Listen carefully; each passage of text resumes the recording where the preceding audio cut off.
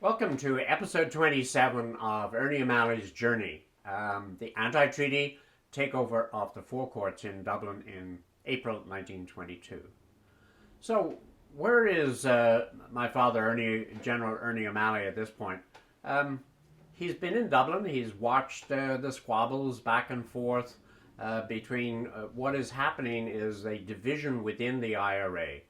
So, formerly a united force fighting the English. And now there is a what you call general headquarters, which would be pro-government and pro-treaty, and a splinter group which is coming off under Rory O'Connor, former Minister of Defence, who has stepped down and forming an anti-treaty group. And my father's included in that group as being a sort of senior general. He was very discouraged by everything that he saw. He didn't particularly want to participate in the joint meetings with the pro-treaty group. He went down to Tipperary. He heard about what was happening in Limerick, where the Free State wanted to take over one of the four major cities in the 26 counties, and he immediately, swiftly reacted to that and was able to get Limerick back into Republican control without firing a shot. He must have felt very good about that. But in fact, that's the way it should have been. So he was just getting back to what was normal and what had been agreed to. So what we'll see now is that the anti-treaty group is sort of coming to terms with what they need to do. My father gets a call from Rory O'Connor to come to Dublin. And here's what he says. The situation dragged itself out. The British were still leaving the country. The Royal Irish Constabulary had been disbanded. Numbers of the auxiliaries had volunteered for service in the Holy Land. The promised Army Convention, due to be held in the 26th of March, but on March 16, 4 days after the Limerick settlement, Arthur Griffith took the bold step of prescribing the convention. Prescribing means forbidding. He thought that it was too much of a risk to hold, and they could lose, to have a vote on the treaty at the Army Convention.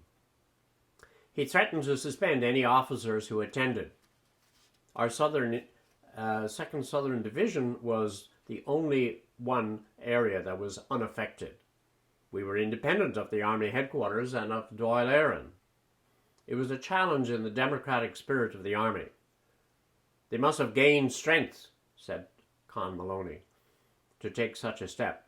The Army won't stand for it. The Army has stood for a lot, I said. Mulcahy and Collins are afraid of a convention. Perhaps they sense they are not sufficiently well dug in. A new executive will probably elect a new chief of staff. And so you see the setup, namely that there is a real division coming up. It's still under restraint. They're not actually taking war steps, but they're thinking, and thinking how to prepare what should be done. What's happening generally in Dublin is that Rory O'Connor then called a meeting for the anti-treaty group, and he called Ernie from Tipperary and had him come up to Dublin. And here's what Ernie says about that meeting. We met in Rory's office. All the officers who had formally signed their names demanding a convention were there, save Michael McCormick, the commandant of the 3rd Southern. He had gone over to Mulcahy. Liam Mellows was present and a newcomer. A second dark-complexioned brown officer, Joe McKelvey, commander of the Belfast Division. Rory was again elected chairman of the meeting. "We're in the same position we were when we found out 2 months ago," Rory said. "But the situation has developed. We can all see what faith we can have in Mulcahy's word. He's afraid of the convention. He dares not hold it. He thinks he has the whip hand now because he has money, is able to pay his officers and provide them with arms." "We'll hold the convention anyway," says Liam Lynch. We can notify all commands in Ireland whether they are friendly or not." "What do the others think?" asked Rory. They were all in favour of holding a convention. "We'd better elect a chief of staff before we return home," said Michael Kilroy. "It can be a temporary appointment until the Army Convention is held." Liam Lynch was elected Chief of Staff, Liam Mellows, Quartermaster General, Rory O'Connor, Director of Engineering, Jim O'Donovan, Director of Chemicals, Sean Russell, Director of Munitions, and myself, Director of Organisation. So you see, there was a pattern developing. They were getting new structures. This was all now in the army rather than in a political sense. So they were trying to straighten out what it is that the army of the Republic, the people who are loyal to the Republic, should do. And remember, it was their intention to hold a convention. So they proceeded along that line. And here's what Ernie says about that. On 26 March, the General Convention met in the round room of the Mansion House. Over 200 delegates attended.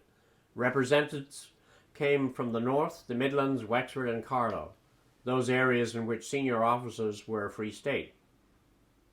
The meeting unanimously reaffirmed the allegiance to the Republic and agreed to place all of its forces under the supreme control of an executive to be appointed by the convention. Finally, the executive of 16 members was elected by ballot. They would select from their number an army council of 5 who would remain in or near the capital. I was elected a member of the executive. So here again you see Ernie, my father, is rising up through the ranks. He is on the executive, is a director of organization, and when the convention is held, he's actually the secretary of the convention. The convention is sits on the dais along with the other leaders, and a secretarial role at any of these functions is a very important one. First of all, as we all know, in corporate life, the secretary takes the minutes, and how you take your minutes or how you prepare for a resolution is a very important part in the strategic thinking of what's going to happen at that point. Anyway, so he has had considerable success at this point. Now, let's look at what sort of headquarters the anti-treaty people had. They were operating out of a small hall in the Gaelic League hall, and very congested. My father was trying to form a staff as a director of organization. He selected Sean McBride, who is son of John McBride, Major John McBride, who had been executed in 1916. Sean knew the continent well and was able to assist Ernie in going to the continent and looking for arms at this period. But they were very crammed for space. So at one point, on April 12th, Liam Mellows comes into their office and says, "We're going to take over the forecourts tonight," he said. "We're going to have a decent headquarters at last." So that's why the Army Council met this morning, I thought. It's a huge series of buildings, Liam. They will surely attempt to clean us out tomorrow, I said. We'll see, he said, and smiled. Some of your Tipperary men are due to take over and arrive any minute. They will act as the garrison. Men from the Dublin Brigade will take the courts over at midnight. We brought the biscuits over to the Gaelic League rooms and waited. There were armed men in the halls and in some of the rooms on the first floor. There was an air of suspense and excitement, of gay laughter, something to do at last. I packed up all my papers and tied them in brown paper packets. Are you ready? Said Liam, as I put on a Sam Brown belt and examined the breech and magazine of my long-barreled Parabellum. It's near 12 o'clock now, he said. We're on the move. We walked along the footpath, near the river, through the dimly lit streets. We could see a group of men in one lane on the river. They must be the Dublin men, said Liam. As we approached the courts, the heavy mass of buildings looked blurred shapes in the darkness. The dome could be seen faintly against the sky. We leaned against the parapet opposite to the main gate. We approached the gate. Some stopped, and others looked back. They climbed over the railings and disappeared into the dark. Well, this is drama. I mean, here is you're usurping a major functional building. What was the Four Courts? Well, the Four Courts was really like Dublin Castle, which was on the administrative side of the British Empire. The Four Courts were the legal side, the enforcement side, where the usurper had his own use of his laws that he developed and enforced, and there was litigation. The Four Courts, there were four separate courts in which, and there were the senior courts in the land, so you would appeal up to the Four Courts. Why did they choose the Four Courts? Well, the Four Courts are a phenomenal building. It had been in the centre of Dublin for 200 years. It had also been taken over in 1916, and so had this symbolic gesture. It wasn't the only building that was taken over that night. The 5 or 6 other buildings were, but it was the symbol of defiance and telling the Free State that these people, the anti-treaty people, had something to do, and they were a force to be reckoned with. Of course, when you look at the Free State and when you look at the British looking at what the Free State is doing, having a principal building in Dublin be taken over by what they would deem to be a terrorist group, there is going to be a sense of tension between the Free State and England. But that will come a little bit later. So let's see what we think about my father and insights on his character at this point. We've seen him rise through the ranks. He's not yet 25. He's a senior executive. He's a secretary of the convention, director of organization. He's still very strong, bullheaded, as being a diehard Republican. Is happy, I think, to be back in the company of those people who really just want to have a clear Republican view. He's not political. He has no political position because he's not an elected representative.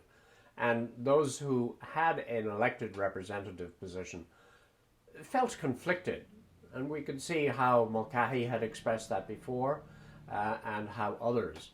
On the other hand, people like Rory O'Connor had though elected, had no doubt as to what direction they were going to go in.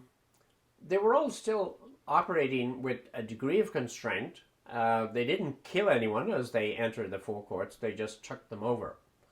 So we will see what will happen in the next 2 months as the Four Courts become a symbol of struggle, both in the English-Irish connection as well as the pro and anti-treaty groups, and how they negotiate through their, quote, restraints and eventually how that erupts. It's getting into a high-stake poker game. Anyway, next week, come join us for Continued Restraint and The Pact.